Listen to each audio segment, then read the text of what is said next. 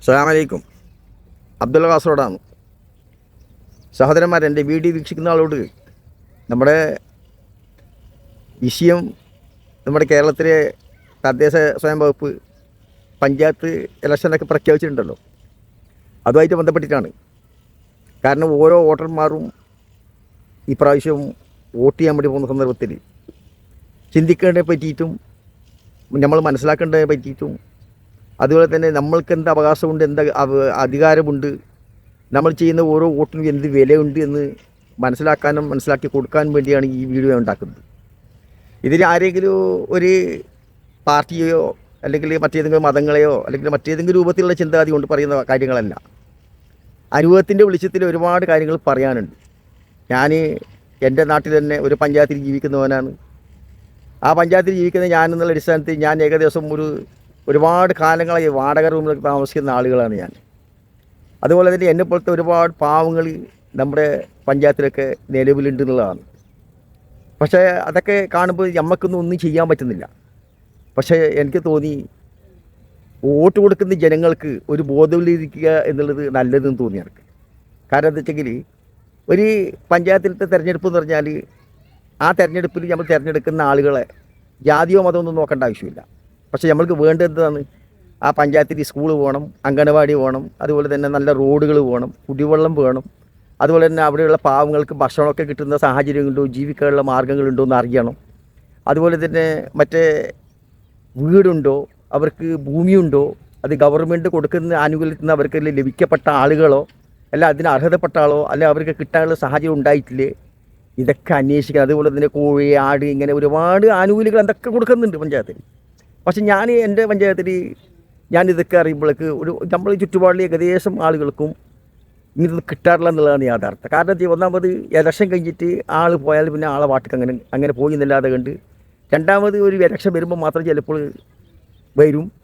അതല്ലെങ്കിൽ ചിലപ്പോൾ നമ്മൾക്ക് എന്തെങ്കിലും ആവശ്യമുണ്ടെങ്കിൽ അങ്ങോട്ട് പോയാൽ ഒരു പഞ്ചായത്തിലേക്കോ അല്ലെങ്കിൽ വേറെ എവിടെയെങ്കിലും നമ്മൾ ഒരു കാര്യത്തിൽ ഇങ്ങനത്തെ നമ്മളെ മെമ്പറുമായിട്ട് ബന്ധപ്പെട്ടിട്ട് പോയാൽ നമുക്ക് സാധാരണ മനുഷ്യന്മാർക്ക് കൂടുതൽ ആളുകൾക്കുള്ള അനുഭവം നിന്ന് നമ്മൾക്ക് മൊത്തം കേരളത്തിൽ ഇത് ഒരു 10 പ്രാവശ്യം അതിന് പിന്നിൽ നടക്കുക, എന്നിട്ട് അത് ഒരു കാര്യങ്ങൾ സാധിക്കാൻ നടന്ന് മടുക്കുമ്പോൾ എനിക്കിത് വേണ്ടേ വേണ്ടെന്ന് പറഞ്ഞിട്ട് ആൾ ഇളക്കിയിട്ട് പോവുക. ഒരുപാട് ജനങ്ങൾ അങ്ങനത്തെ ആളുകളുണ്ടെന്നോ എൻ്റെ അനുഭവത്തിൽ ഞാൻ പറയുന്നത് കേരളത്തിലേക്ക്. അപ്പോൾ അതുകൊണ്ടൊക്കെ തെളിവ് വെച്ചുകൊണ്ട് തന്നെയാണ് ഞാൻ പറയുന്നത്. കാരണം നമ്മൾ ആര് പഞ്ചായത്ത് ഭരിക്കുന്നത് തിരക്കില്ല.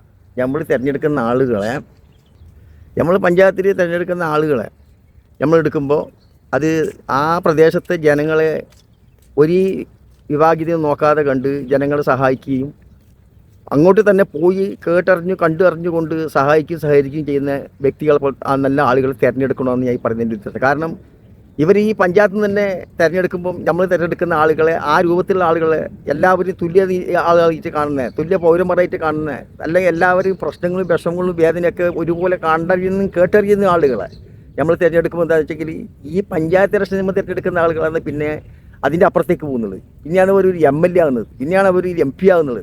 അപ്പോൾ ഇതൊക്കെ ആകുമ്പോൾ നമ്മൾ അനുഭവത്തിൽ തന്നെ നമ്മൾ ജനങ്ങളെ തിരഞ്ഞെടുക്കുമ്പോൾ തന്നെ അവരെ അങ്ങനത്തെ ആളെ തിരഞ്ഞെടുക്കുമ്പം ഭാവിയിൽ പാർലമെൻറ്റിലേക്ക് എത്തിയാലും അവരെ കൊണ്ടെന്താവും ഈ ന്യൂനപക്ഷങ്ങൾക്കും അല്ലെങ്കിൽ ഈ അവശത വിഭാഗങ്ങൾക്കൊക്കെ കിട്ടേണ്ട സഹായങ്ങളും അവരുടെ വിഷമങ്ങളും പ്രശ്നങ്ങളൊക്കെ ചർച്ച ചെയ്യാനുള്ള സാഹചര്യം ഉണ്ടാവും.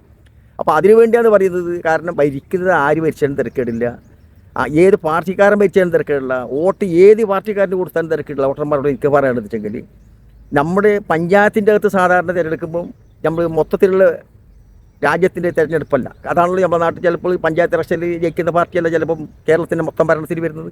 കാരണം അങ്ങനെയാണ് അതിൻ്റെ കണക്ക്. അപ്പോൾ നമ്മൾ പഞ്ചായത്തിൽ തിരഞ്ഞെടുക്കേണ്ടതാരെ നമ്മൾക്ക് അവിടെ ഉള്ള ജനങ്ങളെ നമുക്ക് എല്ലാവർക്കും അറിയാം, പഞ്ചായത്തിലുള്ള ആളുകളെ. അപ്പോൾ അയാൾ നമ്മൾക്ക് ആർക്ക് വേണ്ടി ഗുണം ചെയ്യും, എങ്ങനെ ഗുണം ചെയ്യും, അല്ലെങ്കിൽ മതം നോക്കുന്നവനോ അല്ലെങ്കിൽ രാഷ്ട്രീയം മാത്രം നോക്കുന്നവനോ അല്ലെങ്കിൽ വ്യക്തികളെ മാത്രം നോക്കുന്നവനോ അല്ലെങ്കിൽ പണക്കാരനെ മാത്രം പരിഗണിക്കുന്നവനോ എന്നൊക്കെ നമുക്ക് മനസ്സിലാക്കാൻ പറ്റുമല്ലോ. അതുകൊണ്ട് തന്നെയാണ് പറയുന്നത് നമ്മൾ ഈ ഇതുപോലത്തെ സന്ദർഭത്തിൽ ഒരു സ്ഥാനാർത്ഥികളെ നമ്മളെ വാർഡിൽ നിന്ന് തിരഞ്ഞെടുക്കുമ്പോൾ നമ്മൾ ആ പ്രദേശത്ത് ഞാൻ വേണ്ട കാര്യങ്ങൾ പറഞ്ഞല്ലോ, ആ രൂപത്തിലുള്ള പരിഗണിക്കുകയും അതിനു വേണ്ടി പരിശ്രമിക്കുകയും ചെയ്യുന്ന ആളുകളെ നമ്മൾ തിരഞ്ഞെടുക്കണം. കാരണം അനുഭവത്തിൽ നമ്മളെ പഞ്ചായത്തിലേക്ക് ഇന്ന് നോക്കുകയാണെങ്കിൽ ഒരുപാട് ആളുകൾ 20-30 കൊല്ലമൊക്കെ വാടക റൂമിൽ താമസിക്കുന്ന ആളുകൾ ഇന്നും നിലവിലുണ്ട് എന്നുള്ളതാണ്.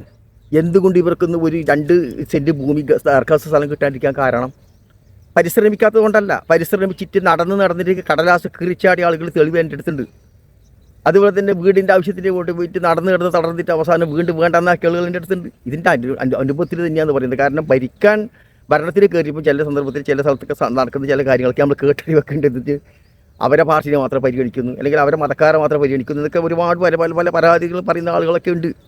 ഇല്ല എന്നല്ല പറയുന്നത്, അതൊക്കെ നോക്കുന്നുണ്ട്. അപ്പം എല്ലായിടത്തും അങ്ങനെ എന്നല്ല പറയുന്നതിൻ്റെ ഉദ്ദേശം. അപ്പം ഇങ്ങനെയല്ല നമുക്ക് വേണ്ട. അപ്പം ഞാൻ പറയുന്നതെന്ന് വെച്ചെങ്കിൽ നമ്മൾ തിരഞ്ഞെടുക്കുന്ന വോട്ടർമാരോട് പറയുന്നത് നമ്മൾ തിരഞ്ഞെടുക്കുന്ന പ്രതിനിധികൾ, നമ്മളെ വാർഡിലത്തെ മെമ്പറെ തിരഞ്ഞെടുക്കുമ്പോൾ എല്ലാവരും ഒരേ പരിഗണനയും കൊടുക്കാതെ കണ്ട് പ്രത്യേകിച്ചിട്ട് പരിഗണന കൊടുക്കേണ്ടത് ജനങ്ങൾക്ക് സേവനം ചെയ്യാൻ താല്പര്യമുള്ളവനോ ജനങ്ങളെ പ്രശ്നങ്ങൾ അന്വേഷിച്ചിട്ട് കണ്ടെത്തിയിട്ട് പ്രവർത്തിക്കാൻ വേണ്ടി താല്പര്യപ്പെടുന്നവനോ, അത് ഏത് മതത്തിൽപ്പെട്ടാലും തിരക്കുള്ള ഏത് പാർട്ടിയിൽപ്പെട്ടാലും തിരക്കുള്ള അവരവരെ വാർഡിൽ തിരഞ്ഞെടുക്കുന്ന ആളുകളെ BJP കാരനായോ RS കാരനോ ഒന്നും ഞാൻ പറയുന്നില്ല, ആരും തിരഞ്ഞെടുക്കുക. നമ്മൾ പ്രദേശത്ത് നമ്മൾക്ക് ഗുണം കിട്ടുന്ന ആളായിരിക്കണം. അല്ലാതെ കണ്ട് ദയവ് ചെയ്തിട്ട് എനിക്ക് പറയാനുള്ളത് വെച്ചെങ്കിൽ ഇനിയുള്ള മുന്നോട്ട് പോകുന്ന കാലത്ത് വോട്ട് കൊടുക്കുന്നവരോട് എനിക്ക് പറയാനുള്ളത് എന്ന് വെച്ചെങ്കിൽ ഈ ഇലക്ഷൻ കഴിഞ്ഞിട്ട് പോയിട്ട് രണ്ടാമത്തെ ഇലക്ഷൻ വരുമ്പോൾ ഇതന്നെ നമ്മുടെ ചിഹ്നം നിങ്ങൾ കുത്തിക്കോ എന്ന് പറയുന്നില്ലേ, ആ ആൾക്ക് വോട്ട് കൊടുക്കരുത്, അല്ലെങ്കിൽ ആ പാർട്ടിക്കാർക്ക് വോട്ട് കൊടുക്കരുത് എന്നാണ് എനിക്ക് പ്രത്യേകിച്ച് പറയുന്നത്. ഏതാണ് തിരക്കുള്ള ഞാൻ ഈ പറയുന്നതിന് എന്തെങ്കിലും ഒരു ലീഗുകാരനാണ്, അതുകൊണ്ട് ഈ ലീഗുകാരന് കൊടുക്കണമെന്നോ അല്ലെങ്കിൽ കോൺഗ്രസ് ആയിട്ട് കൊടുക്കണമെന്നോ മാർക്സിസ്റ്റായിട്ട് കൊടുക്കണമെന്നോ അല്ലേ പറയുന്ന ദിവസം നമുക്ക് നമ്മളെ പ്രദേശത്ത് ഏത് ജനങ്ങളാണോ സഹായത്തിന് വരുന്ന ആൾ ആ ആൾക്ക് വോട്ട് കൊടുക്കണമെന്നാണ് എനിക്ക് പറയാനുള്ളത്. ഇതിൽ ഏത് വിഭാഗീയത ഉണ്ടാക്കാമെന്ന് ഞാൻ പറഞ്ഞതൊന്നല്ല. വോട്ട് കൊടുക്കുമ്പോൾ അത് നമ്മളൊരു മൗലിക അവകാശമാണ്.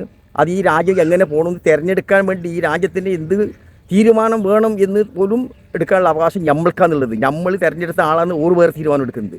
അപ്പോൾ നമ്മൾക്കാണ് അവകാശമുള്ളത്. ഓരോ വ്യക്തിക്കും ഓരോ പൗരനും നമ്മൾ കൊടുക്കുന്ന വോട്ട് ആർക്ക് കൊടുക്കണമെന്ന് ആദ്യം തീരുമാനിച്ചിട്ടില്ല, അതിൻ്റെ വോട്ട് കൊടുക്കരുത്. അതാണ് എനിക്ക് പറയാനുള്ളത്. ഇതാർക്കും വിദ്വേഷം ഉണ്ടാക്കാനോ അല്ലെങ്കിൽ വിഭാഗീയത ഉണ്ടാക്കാനോ പറഞ്ഞതൊന്നുമല്ല. അനുഭവത്തിൻ്റെ വെളിച്ചം ഉള്ളത് കൊണ്ട് തന്നെയാണ് പറയുന്നത്. അതുകൊണ്ട് ഏത് പഞ്ചായത്തിൽ ഭരിക്കുന്നതായാലും കേരളത്തിൽ നമ്മൾ ശ്രദ്ധിക്കേണ്ട വോട്ടർമാർ നമ്മൾ വോട്ട് കൊടുക്കുമ്പം നാടിൻ്റെ സേവനം ചെയ്യാൻ താല്പര്യപ്പെടുന്നവരെ തിരഞ്ഞെടുക്കണമെന്ന് പറഞ്ഞുകൊണ്ട് ഇതിലെന്തെങ്കിലും തെറ്റുകുറ്റങ്ങൾ ക്ഷമിക്കണം. ഈ വീഡിയോ നിങ്ങൾ എല്ലാവരിലും എത്തിച്ചു കൊടുക്കണം. കാരണം എന്താ വെച്ചാൽ ഇത് ഞാൻ അങ്ങനെ വെറുതെ ഒന്നല്ല, ഇത് എല്ലാ ജില്ലയിലും എല്ലാ പഞ്ചായത്തിലും ഉള്ള ഒരുപാട് പ്രശ്നങ്ങൾ ഉള്ളത് കൊണ്ട് തന്നെയാണ് പറയുന്നത്. അങ്ങനത്തെ ആളെ തിരഞ്ഞെടുക്കരുത്.